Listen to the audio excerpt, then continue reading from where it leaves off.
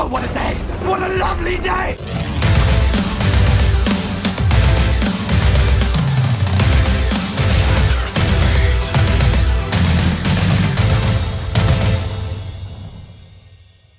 Welcome to Flat Earth Debate.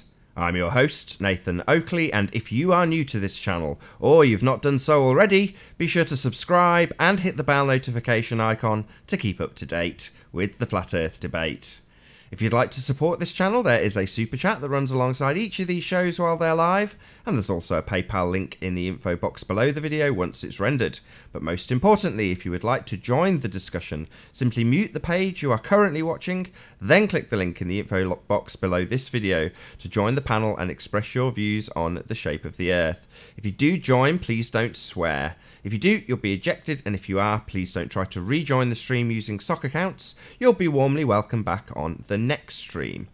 Please also share the show. Sharing the show obviously increases the live audience, but this in turn increases the chances of a more diverse panel. So please share the show. And one last time, if you're new to the channel or you've not done so already, be sure to subscribe and hit the bell notification icon to keep up to date with the Flat Earth Debate.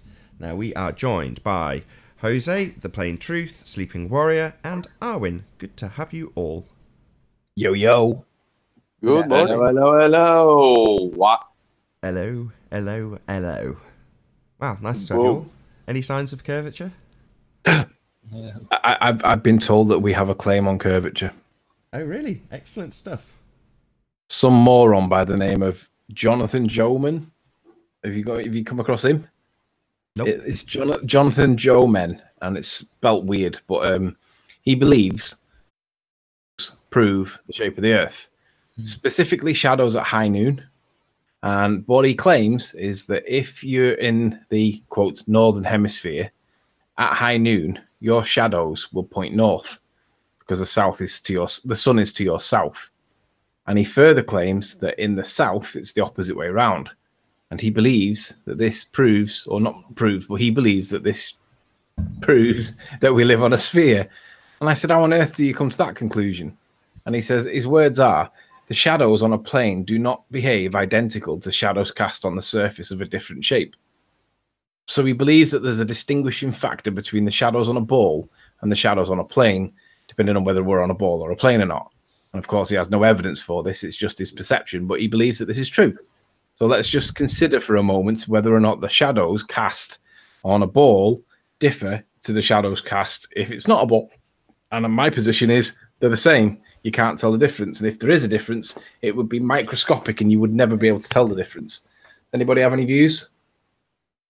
Well, it reminds me of the comic strip that I drew up with the curvature aspect, where if you have a baller and you are looking out across the ocean and you both see a distant island and you both calculate the geometry, you're going to come up with the same answer. And then the baller says, oh, wait, I forgot to add curvature. And then nothing changes. You still see the same object at the same distance. So it's the exact same thing with what we're talking about, which is the point that I brought up on the non sequitur discussion that I had, is that you are going to get the same results with two sticks in the ground. You have to bring in the curvature, and nothing changes after. I was gonna say he's a stick man. He's one of those R people. Well, I'm not really sure what he's thinking because I can't actually see his angle on this. Pardon the pun.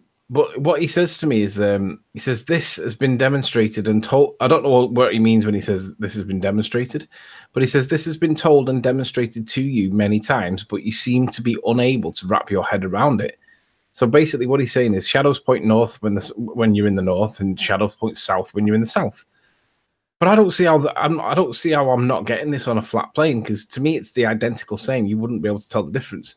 But he's saying that I don't understand it. So I'm just standing back at myself and looking at my own self introspectively and thinking, have I got this wrong? So basically, what's the difference? Is there a difference between the shadows on a ball compared to a plane, or are they identical? Well, that would make it a variable, wouldn't it? That would mean that you'd need to vary and manipulate that particular thing. So maybe ask him if he's capable of varying it to show the difference. Well, it's not that; it's whether or not they're different anyway. Because he's saying that it's been explained to me many times, and I don't actually remember anybody explaining it to me. But nonetheless, he believes that I seem to be unable to wrap my head around it. So I'm wondering, am I missing something in the concept? No. Am I getting this wrong? No. You take the measurement. No, you're not. And you either take it that it's as is, or you insert R. Yeah. So basically, this guy's gaslighting me. Yeah, or stupid. The problem is that they are wrapping their heads around it.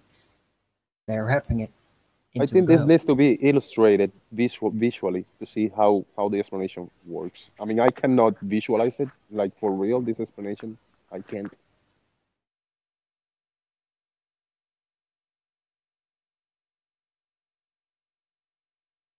Did anybody Well, hear the one thing that surprised me on the non sequitur discussion that I had was that he postulated that both geographical locations were on the same longitude.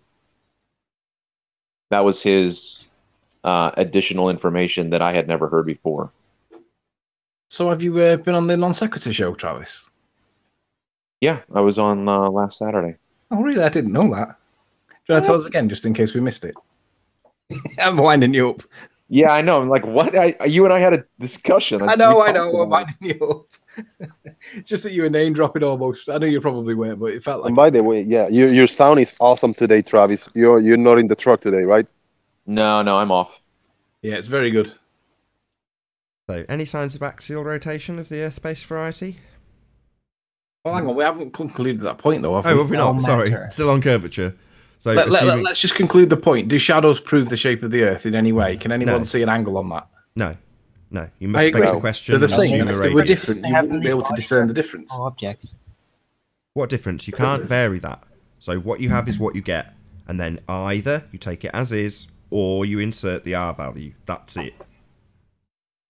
So I think we'll close that point by saying that if there was a difference between the two, it's negligible, and you wouldn't be able to tell the difference. So get varying that curvature that you believe that you're on, Jonathan Joman, moron. Exactly. Anyway, moving He on. needs to wrap his head around the fact that you just take a measurement, you can't vary the shape of the Earth. So you just take, it's the same regardless of what you will do with it thereafter. And what they will do, globe heads that is assume a radius value. That's it. There's no difference in terms of what you measure because you can't bend the Earth to see if it was different or unbend the Earth to see if it was different depending on your viewpoint. You just get what you get. Anyway, any signs of axial rotation of the Earth-based variety? 9 pa. No matter is rotating. No. Nope. About a gas pressure without a container. Never. No evidence of that whatsoever. No. Nope. Pressure gradient difference, yes, but at the end, where it goes from very low pressure to a non-pressure, no evidence of it Okay. without a I'm glad you've lid, said Well, that. that's or without a good. container. So tomorrow, It's gonna be That dog is hundreds of miles away. Not even real.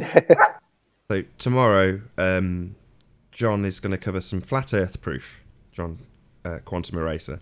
So if there's time, it may not be on the same show. It might be at a later date, but we're also going to cover logical fallacies. And I say we because it tends to be the case that John just does his presentation that he's prepared, and then that's the end. There might be a little bit of discussion.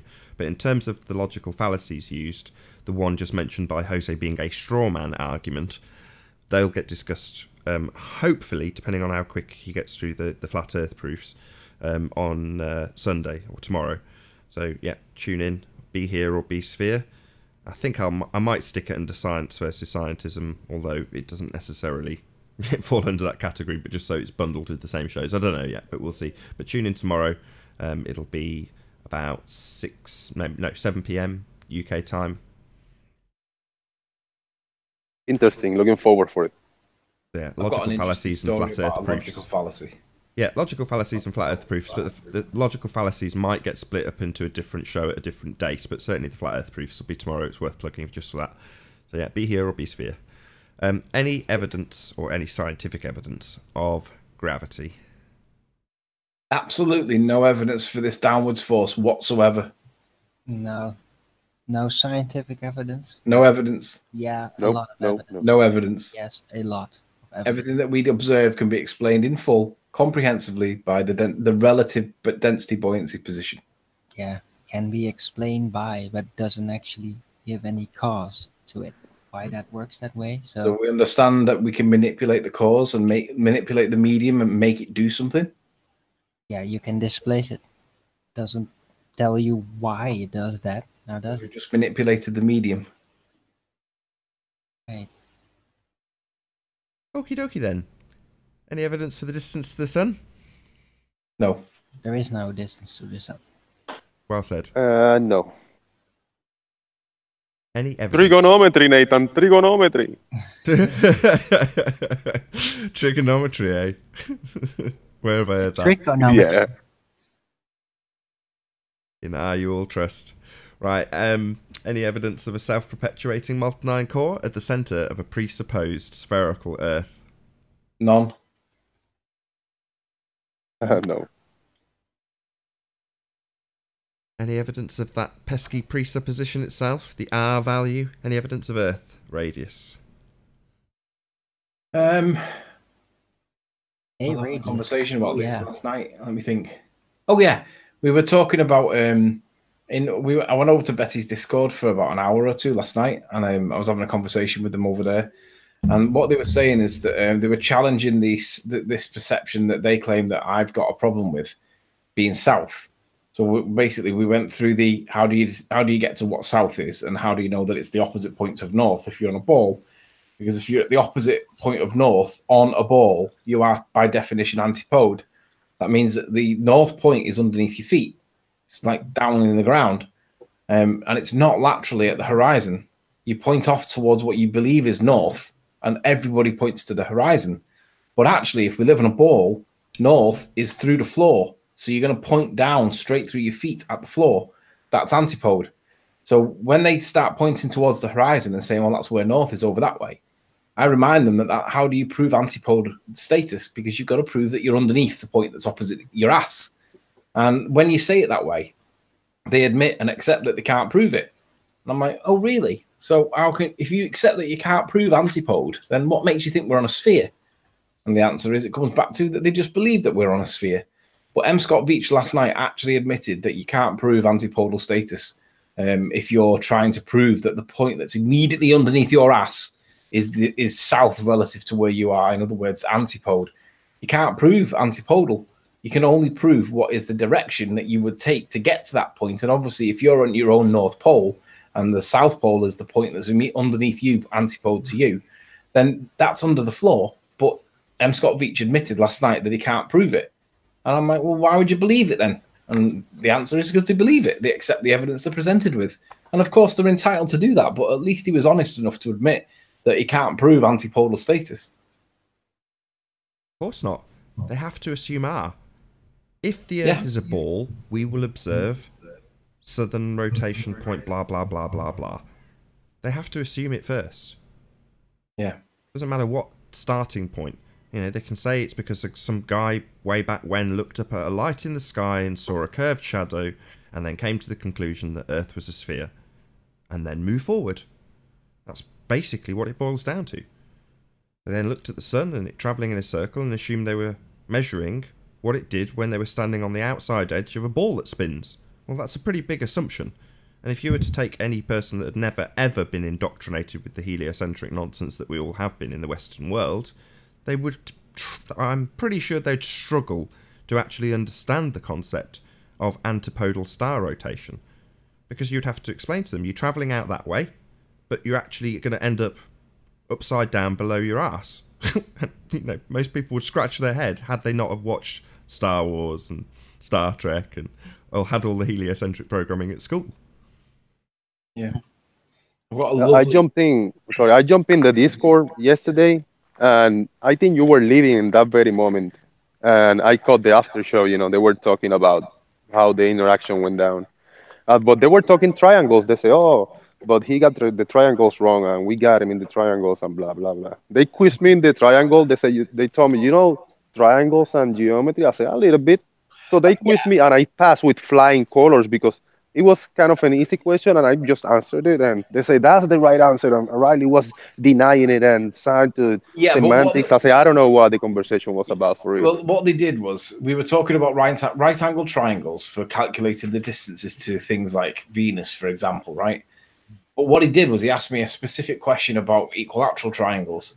And if you ask a question about an equilateral triangle when you're referencing right angle triangles, that's called a straw man, because we're talking specifically about the trig to do with right angle triangles.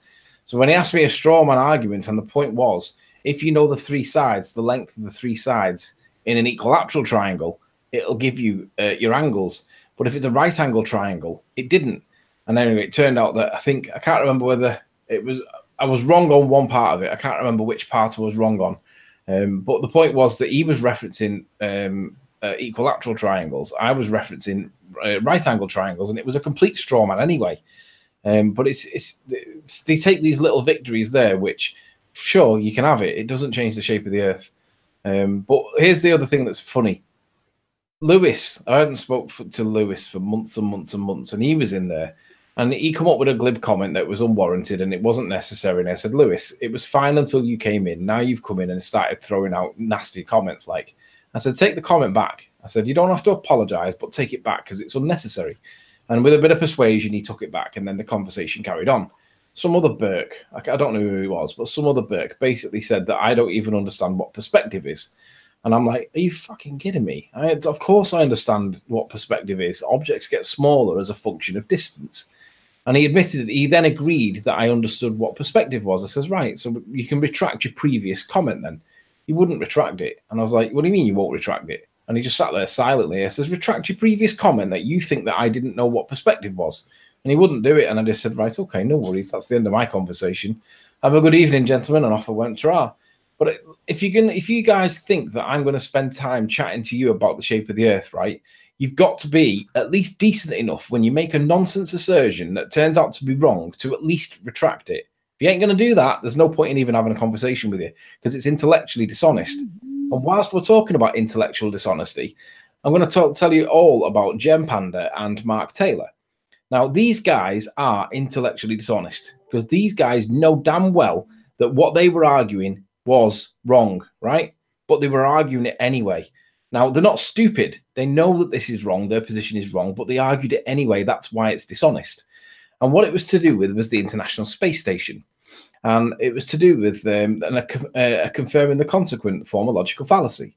Because basically, we can all accept that there is something up there, right? Could be a plane, could be a bird, anything, whatever's up there. It does look like it's something that might be something man-made, and it does look like it might be metallic. Sometimes, maybe not, but nonetheless, it's open to interpretation. But I think everybody on our side of the argument says there's no humans in it. And that's assuming that it is actually what they tell us it is. Now, what happened was, who was it now? It was Chris MCM said that him and Paper Explanator, because they both live in the UK, there was a flyover. Is that you, Warren? Hello? Hello? You're on mute. Oh, yeah.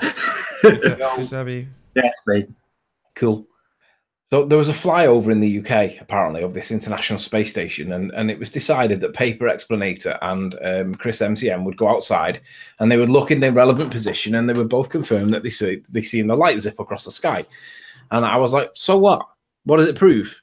And the argument became, well, if they tell you to go outside at a certain time, and you see the light zipping across the sky exactly when they tell you that it should be there, that supports the idea that the International Space Station might be doing blah, blah, blah.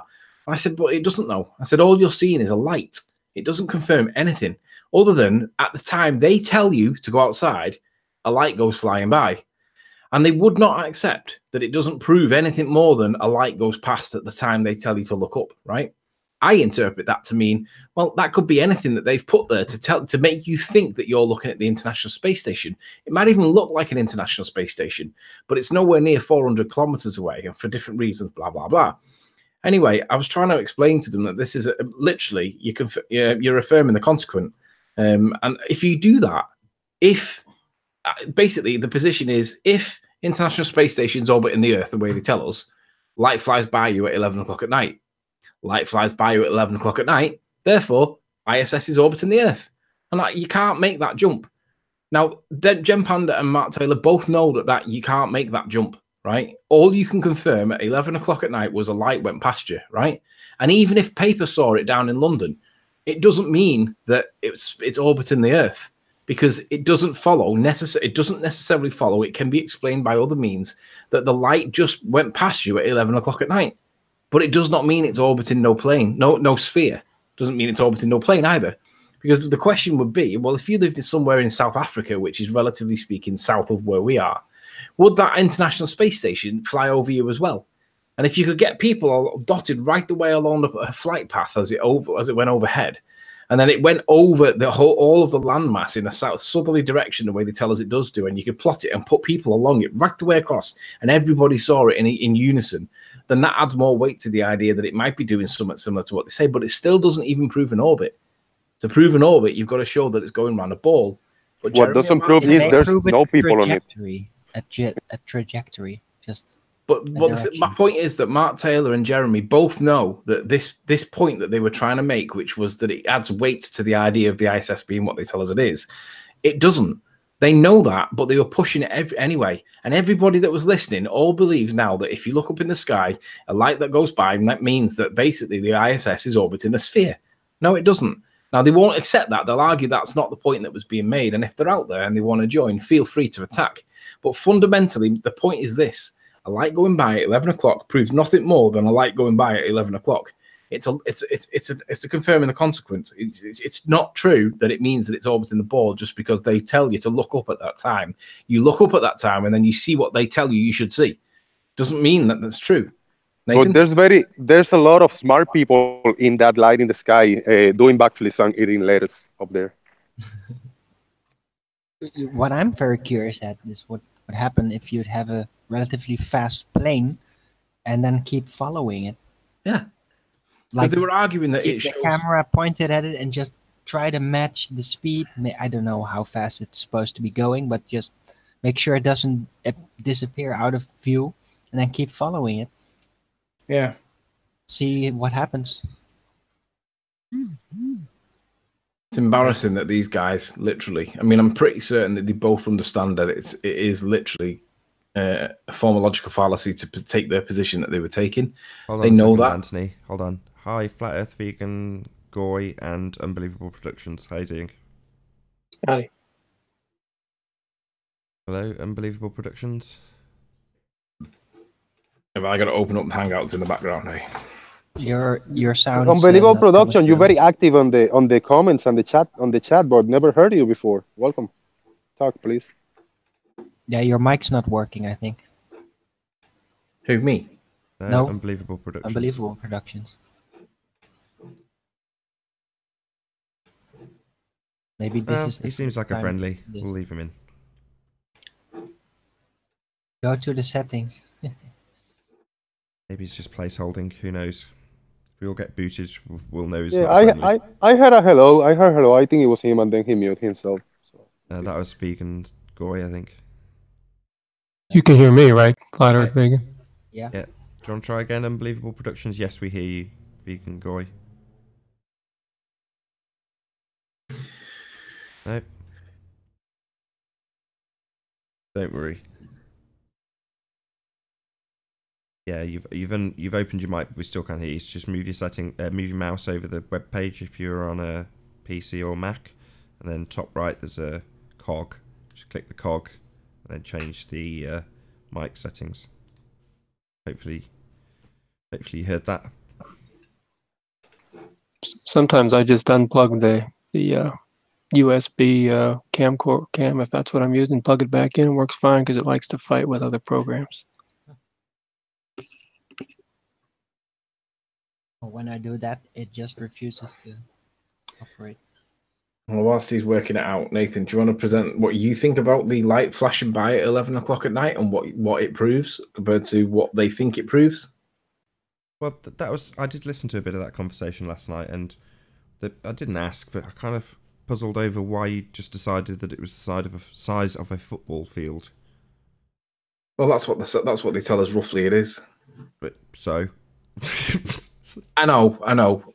See, Nathan and I don't agree on this, how to approach things. I don't mind flirting with their nonsense belief. Nathan is just like, no, don't even entertain them. But I don't mind working it out because I like to see how strong their arguments are. But nonetheless, I take your point. I mean, what do we know? I mean, is there any evidence that they built this thing? Where is it? Proofs that they actually built it? Blah, blah, blah. I get that. But I think I just like to argue with them, to be honest. That's fair especially enough. Jeremy, because he's the most disingenuous sack of shit out there. I mean, you also got to a point where they were saying, well, have you done the maths? And it's like, well, it makes no difference whether or not you've done the maths. If you include R, you will get a further distance. If you don't include R, it will be closer. It's as simple as that. You don't need to do the maths to know that. Lewis was demanding that I did, and I was like, no, dude, I'm having me tea at the minute. Right, literally right now I'm eating me tea whilst I'm talking to you. And you want me to start doing maths, which isn't even necessary. The point is that on the math, we all know that the maths works both ways. So it's like, well, if it's 400 kilometers away when it's far away, well, when it's not far away and it's close, it's going to be like 150, however high it is. Who cares? But it's significantly closer. So the point is, well, it doesn't really prove anything, Lewis. And my point then followed, which was, well, if it is the size they tell us it is, which is a football field, but you're telling me it's now 400 kilometers away, I'm going to call nonsense on that because I don't think you can see a football pitch from 400 kilometers away. That's further than looking for me to look to London, right? I'm not going to see a bloody football pitch that far away. But if it's only like 50 kilometers away, that makes a lot more logical sense to me. It seems proportionate and it's less remote than their position. But of course, their position is met by 15 people that all sit there like in the House of Commons where they all moo like cows in a field where they go, and that's what happens. They all vote by consensus. So if they all grunt, then that means that I lose, regardless of the truth of the matter. How does that go again? That's what they do in the House of Commons. But Riley, trigonometry and 7/6R, remember? Yeah. Math, bro.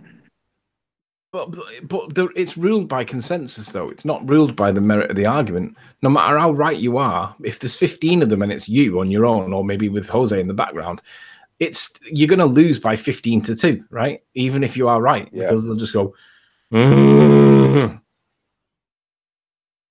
That's what happened to Truman. Truman in the Truman Show. Yep. Yeah. We live in a world that we are judged by consensus, regardless of the truth of the matter. Sorry, I didn't get that reference. What happened to Truman? Well, Truman, I mean, it was even if he was to suspect the truth, no one, even his best friend or his wife, would let on.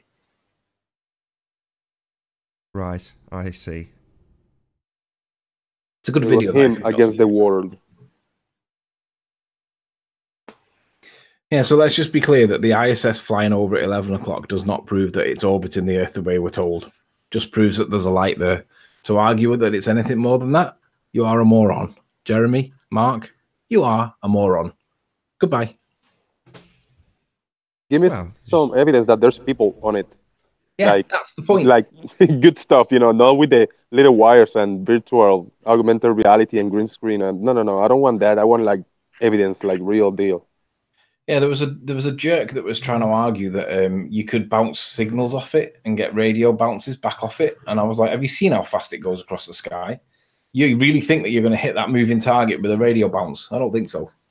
Yeah, and how about do a live feed in 2018, do a live feed. So when we see it overhead, you can see from the live feed, oh, it really is there. But God forbid they do that because every whatever time they say, oh, it's on the dark side. There's no communication now. I'd like to see some infrared footage. I'd like to see how it is that when Jerome was doing his laser testing and the ISS was flying by and he literally went outside and tried putting the laser in the sky and apparently it went past. No sign of no laser, but they all believe it's true. Right, but if you get infrared footage, then that automatically excludes any holographic phenomena. Yeah. Because if you look at the sky at night with the infrared, you just see black. Can you see the moon as well? Can you see the moon with infrared? I don't think so. Very interesting. Of course you can. Yes. Although maybe I haven't actually checked that, but you definitely don't see stars. Well, And you probably will see the moon. I mean the sun. well, everybody in that hangout that I had last night on Betty's channel, all on their side, they all thought that Mark and Jeremy were both right with their affirming the consequent nonsense, and they weren't. It's just their tactics are just based on intellectual dishonesty, all of them. I can't see any of them being intellectually honest, yet they accuse us of the exact same thing, and it's like, hang on a minute, all we're doing is unraveling the nonsense that you guys are pushing as truth and realizing that actually you guys are projecting your dishonesty onto us. You're the ones that are being dishonest. Yeah, when I got there, I felt like it was like an intervention. I don't know if you've seen a show, like when somebody very drug addict or alcoholic, and the family get together with an expert, and they gather everybody with that person, and they try to persuade him to go get treatment and get away of the disease. You know, they were doing an intervention with me, and they asked me until they got me to give him my take on gravity. They insisted, but what do you think about gravity? This I said, all right, this is my take on gravity. Oh, they didn't like it, man. And then the show started there, and they start going on and off. And I said, all right, you see, that's why I don't give my opinion. Like I'm not too articulate in explaining myself. I give you my take on it, and that's it. Take it or leave it. And they were pissed. But we gotta take a hit. Yeah, I think the gravity point's a really interesting point because I'm chatting with people in FE Core, just finding out what their position is. Because obviously, I don't want to go in there like being the only gay in the village and having my own unique view. So I'm talking to them about what they think, what is their position on gravity, and to see is there like some kind of like common ground, or is there does everybody have a particular view on it, and for what reason? And the only bit that's consensus is that this downwards acceleration attractive force thing to the center of a mass Cavendish-esque kind of interpretation is nonsense. So it's nice that everybody's open to what might be there, but I'm not really interested in what it might be. I'm more interested in what it's not, and it's not what we're told. It could be somewhere else. Cool. And there is evidence that supports it. It doesn't prove it, but there is evidence that supports that it could be somewhere else if there is somewhere else. But ultimately, this downwards force... So there is evidence of gravity. No, you've not listened to what I just said. Yeah, that's literally what you just said. It's not. Yeah. No, it's not what he said. Yeah.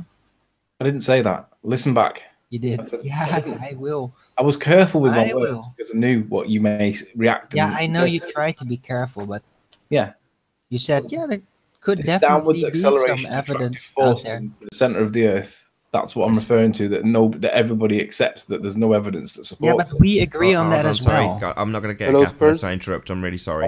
Hi Spurs, how you doing? Good to have you, Spurs. Hello. Hello. You hear me? We're live. Yes, we hear you. Hello, Spurs. Hi. Are we live or we're not live? We are live. Oh, we are live.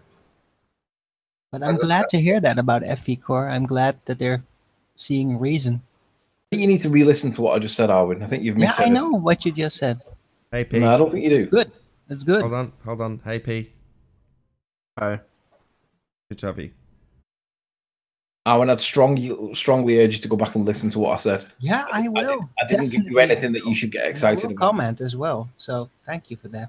No, I didn't give you anything that you should get excited about. No, I know you didn't mean to, but you did anyway.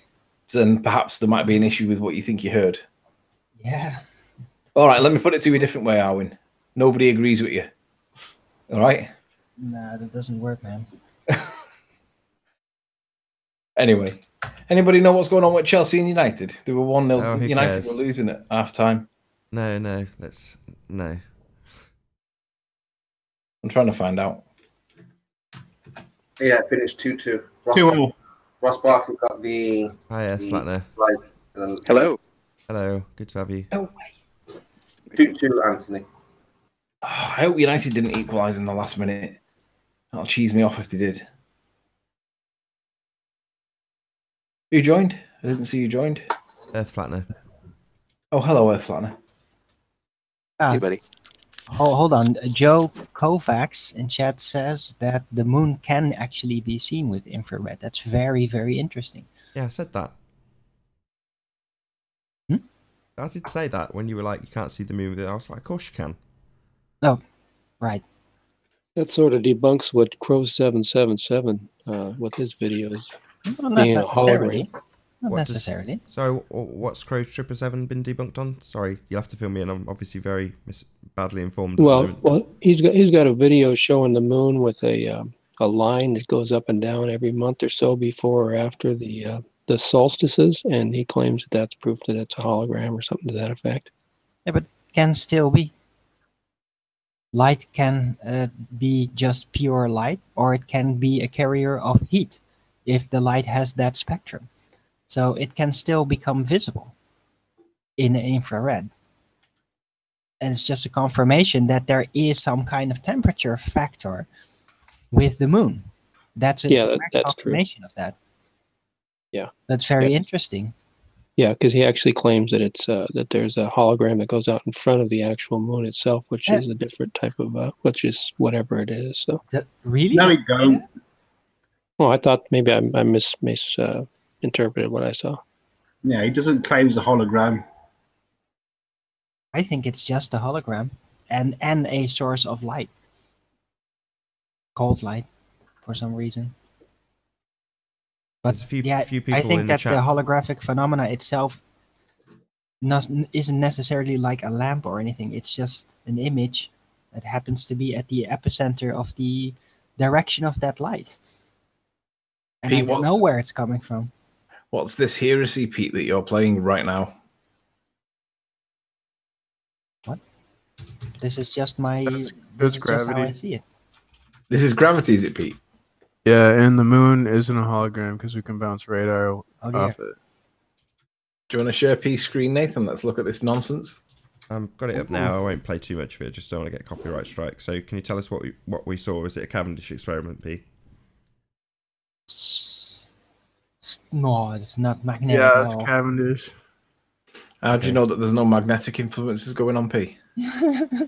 Hold on. If it's Because the little balls are surrounded by a magnetic box or a metal that's ferrule or whatever. all right, we can do this. So, if it's an experiment, what's the hypothesis? Dum dum da dum dum da dum dum dum dum dum. I'd like to do some magnetic readings, basically, on that. Yeah, he's claiming that's it's still easy to cheat, you know. Are you claiming that that's a Faraday's cage there, P? Hold on. What's the hypothesis? Let's not worry about the methodology of the experiment. Let's establish what the hypothesis was, whether or not we validated or invalidated that hypothesis with the experimentation that's been done. So, what's the hypothesis? Are you not jumping the gun there, though, Nath? No. Am I wrong? Is this not an experiment? Yeah, but what isn't the first question? What's the phenomenon that's observed? Well, that would be established in the hypothesis. That would be your dependent variable. Okay. Come on, Pete, don't get shy. So I think the question is, I think what P is trying to say is, why are those two little balls? Look at that. Look at how fast that's going. Right? It's crazy. Look at how the clock is really not going that fast. So this, seriously, gravity, Cavendish gravity, it's not supposed to work that fast. It's ridiculous. This can only be magnetic. I think Wait, hold on, Look Owen. at that. Owen. It just displaces Owen. within an hour. Look. Sorry, so you said this can only 10 be 10 minutes. Owen, you said this can only be. So the thing you're saying can only be would be, in scientific terms, the cause. Again, established in the hypothesis. You just as speculate what could cause it to move. Yeah, so Anthony's objection, shouldn't we first establish the effect? No, that would be the... Officially, the gravity is not supposed to be why are you even talking working all that over me, strong. Arwin? Right, so Anthony's question was, why not the phenomena first? Well, that's established in the dependent variable, and the cause, presumed cause in hypothesis, would be established with the independent variable. Hence me now asking for the fourth time, what is the hypothesis for this experiment?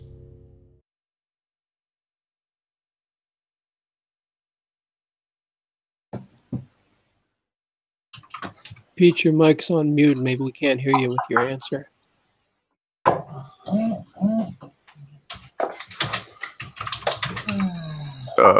This experiment shows gravity. Maybe you Mass didn't hear attracts mass because when you move the larger balls, the smaller balls move. Sorry. A hypothesis is a Where the scientific... larger balls are. You're just rattling off nonsense. So, a hypothesis, P, is a scientific prediction. It establishes your cause and effect relationship with an independent and a dependent variable. The independent variable is the presumed cause. So, let's start there. What is the presumed cause here?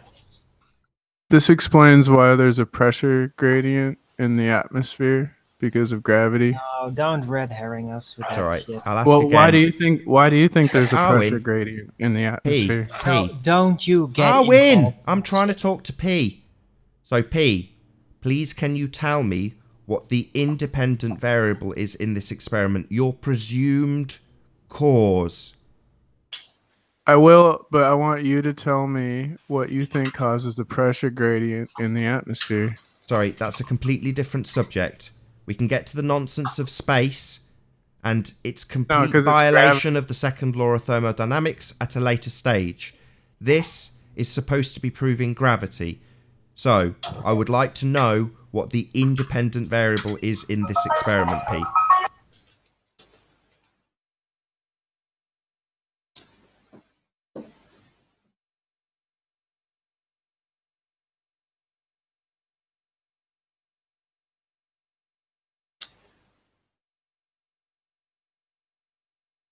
Whoa, tumbleweed almost hit me.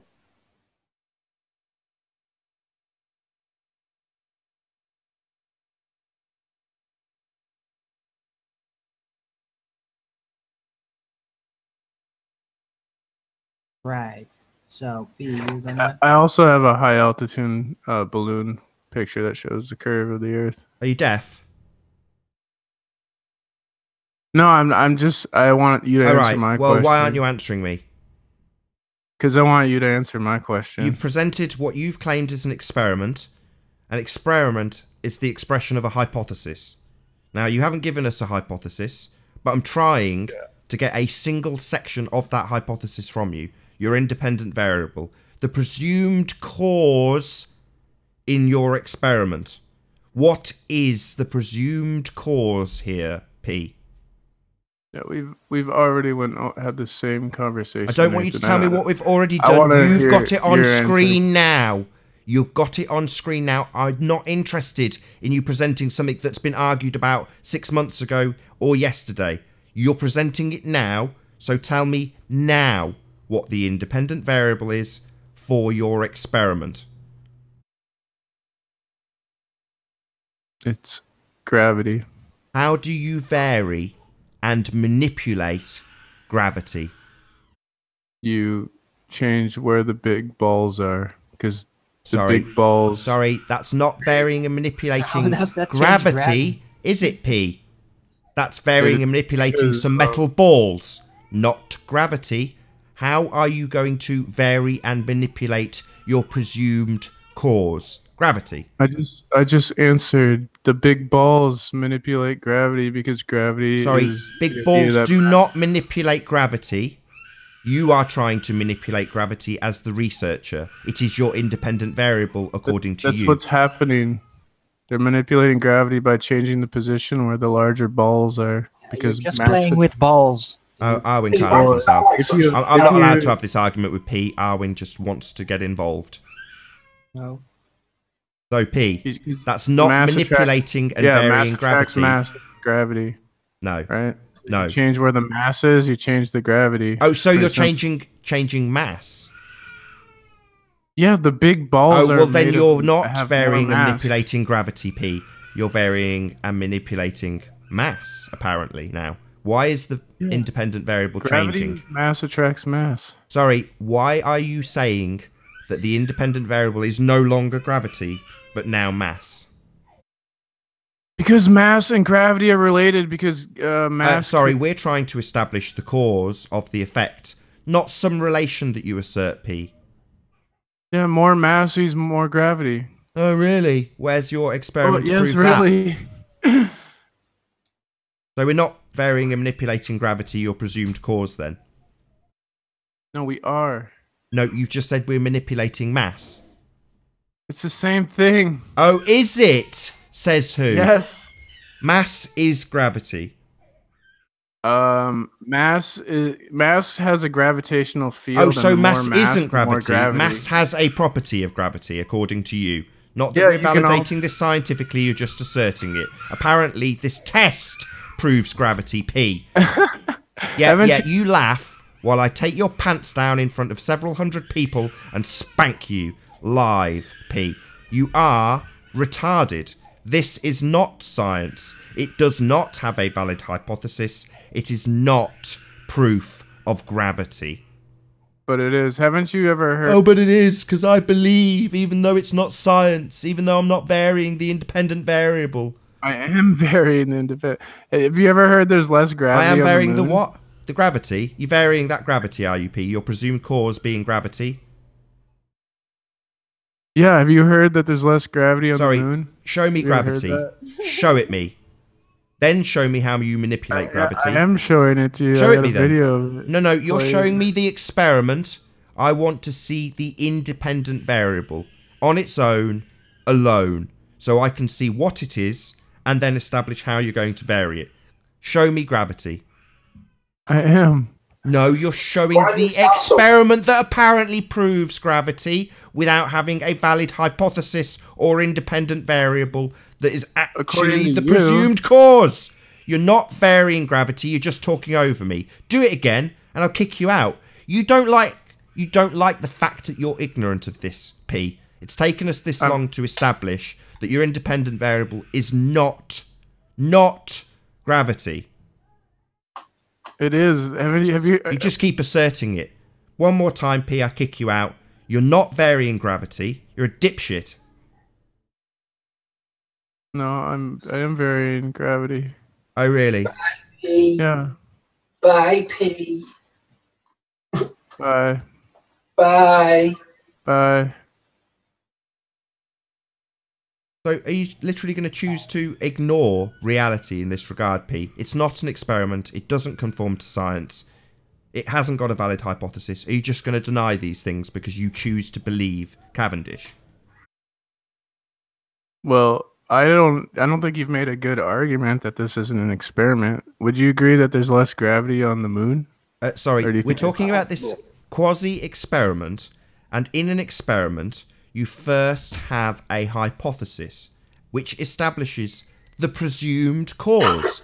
Now, according to you, the presumed cause is gravity. I say, show me what you're varying and manipulating, and you say balls, because they have mass, and mass is a property of the thing I'm trying to prove. So you're assuming that they are being affected by gravity. Gravity is not your independent variable.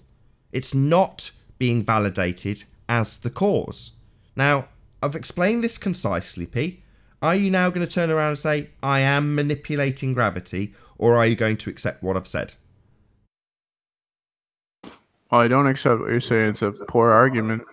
Okay, so in an experiment, P, do you accept that as a researcher, you will vary and manipulate the independent variable? Do you accept that?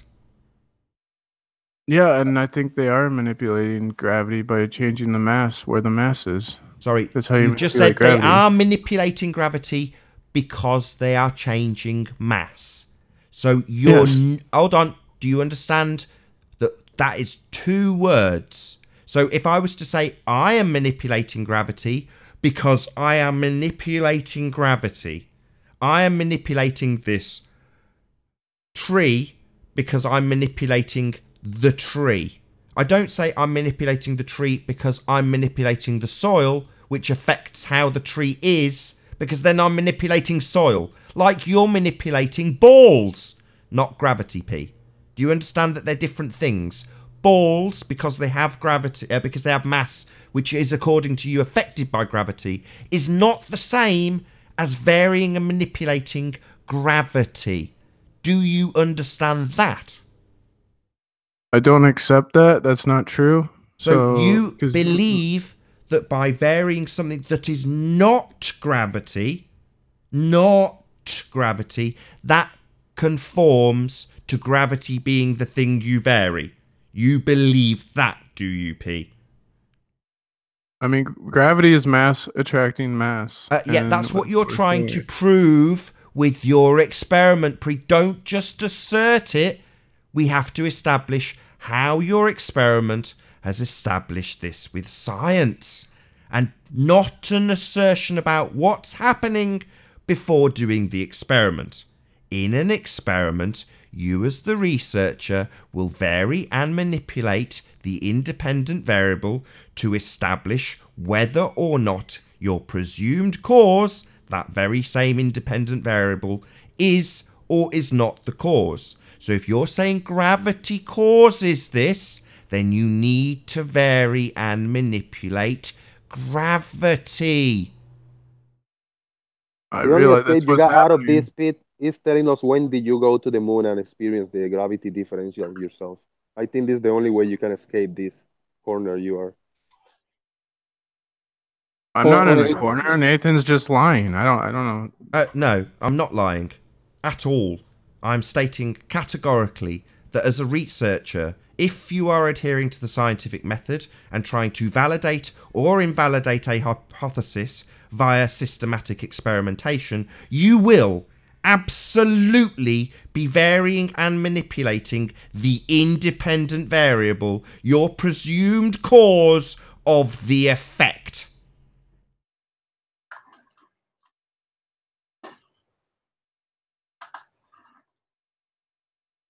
Hey, what's gravity? It's when mass attracts mass, and so we just vary the mass, and then we can see, you know, that it's the mass is causing the objects to move. So, is that the current science? Yeah. You could think of it as like a mass has a gravitational field around it. Every mass does. Are you aware that the current definition by science for gravity is the bending of space-time? It's not the attractive force between masses, the way you believe. Yeah, it's not a force, right? It's not the attractive force between masses, the way you believe. That's not the current science. I'm just wondering, why would you assert that the not current science is some proof of gravity when it's not the current accepted science?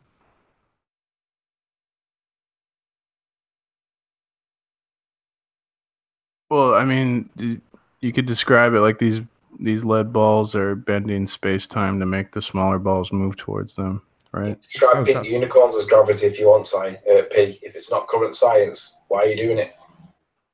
It is current science. I don't know what you're talking about.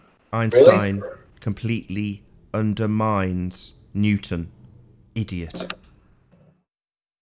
Newtonian. Einstein doesn't debunk Newton. That's undermines. Snapped the wand in two. Superseded. Use whatever word you like. Current science accepts Einsteinian gravity. Let's just get this nice and close to the mic. Not Newtonian. Do you understand that, P? I was about to say, do you get that? That's not true. They're both accepted. Yes, that is absolutely 100% true. Einsteinian gravity is the current science. Newtonian is not. Do you want me to bring the citation up for it, Nate? Go ahead, and then we'll round out.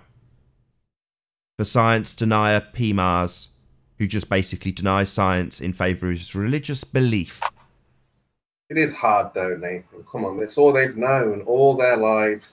They've been indoctrinated very, very stringently every day, day in, day out, blow, blow, blow, blow, blow. So to let that go, it's very difficult. Yes. But I P. think Mars we'll claims there, to be trying to unprogram himself, though. So P. Mars is either just a liar or is happy to fly in the face of this religious belief on this show. Just doesn't make any sense. Balls proving balls. This is difficult. To argue the scientific method, you know, from a different point of view. But if he can show me show me proof when he went to the moon because he was telling it's differential of gravity in the moon, then if he can show me he went to the moon, I think he'll be all right. You say it. Europe, Anthony. I would like to. What do you think causes the pressure gradient? Let's not worry about that, P. We can talk about that in the next show. Let's stick to this Newtonian and Einsteinian problem that you seem to be saying we're liars or are wrong about. Anthony, Europe. So, Pete, are you skilled with the art of reading? Do you know how to read? I would assume yes. How Einstein revealed the universe's strange non-locality. Okay, and you can find this just by looking for this phrase online. And in this document, I'm looking for the bit where it's been a while since I've looked at this. There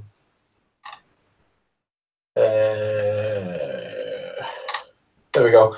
Initially, Isaac Newton's concept of gravity seemed to imply the phenomenon of non-locality, because the attractive force between masses appeared to act magically across the expanses. That's what you're describing, isn't it, P? Magic force of attraction. Yes, Come on, P, you paying attention? Let's not have great long pauses. Yes, that's precisely what he's describing. Spooky action at a distance, yeah. I follow you.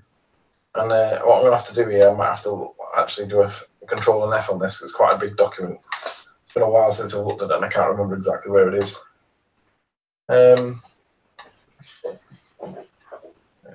It's coming up. Can you be on wait? Gravity is a lot like my love life if you want to describe it as spooky action at a distance. Here we go. So, Isaac Newton's gravity. Are you watching, Pete? Isaac Newton's gravity acted at a distance as if by magic, and general relativity snapped the wand in two by showing that the curvature of space-time, and not an invisible force, gives rise to gravitational attraction. And with that, I'm going to say first and foremost, a huge, massive, enormous thank you to all of the debating panel for making this debate possible. And of course, a massive thank you to all of the live audience for tuning in and hopefully sharing this debate. If you hated the show, you know exactly what to do. But if you liked it, maybe consider sharing it with a friend or subscribing if you have not done so already. I've been Nathan Oakley and I will see you all in the next video. Oh, what a day! What a lovely day!